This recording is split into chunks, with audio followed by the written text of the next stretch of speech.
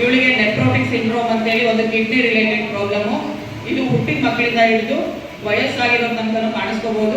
1000ದಲ್ಲಿ ಒಬ್ರಿಗೆ ಮಾತ್ರ ಕಾಣಿಸ್ಕೊಳ್ಳುತ್ತೆ ಅಂತ ಹೇಳಿ. ಬಟ್ ಅವಳು 3 ತಿಂಗಳು ಟ್ರೀಟ್ಮೆಂಟ್ ಅಲ್ಲಿ ಇರಬೇಕು. ಇಲ್ಲ ಅಂತಂದ್ರೆ 3 ತಿಂಗಳಲ್ಲಿ ಅವಳು ಕ್ಯೂರ್ ಆದ್ರೆ ಆದಂಗೆ, ಇಲ್ಲ ಅಂತಂದ್ರೆ ಅವಳು ಲೈಫ್ ಸ್ಟೈಲ್ ಡಿಸೀಸ್ ಆಗಿ ಕನ್ವರ್ಷನ್ ಆಗುತ್ತೆ. ಅದು ಲೈಫ್ ಟೈಮ್ ಅವಳು ಮೆಡಿಕೇಶನ್ ಇರಲೇಬೇಕು ಅಂತ ಡಾಕ್ಟರ್ ಹೇಳಿ.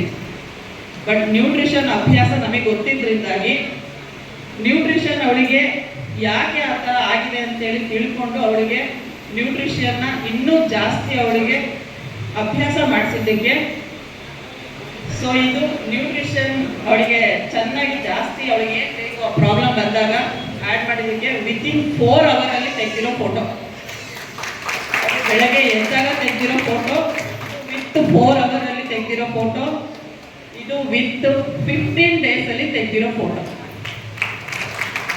ಅವಳಿಗೆ ಹಾಗಿರುವಾಗ ಕ್ರಿಯೇಟಿನ್ ಲೆವೆಲ್ 4+ ಆಗಿತ್ತು. But after 15 days creatine level 1+ ಬಂದಿತ್ತು. ಸೊ ಇದು ಸಿಕ್ಕಾಪಟ್ಟೆ ಖುಷಿ ಕೊಟ್ಟಿದ್ದು.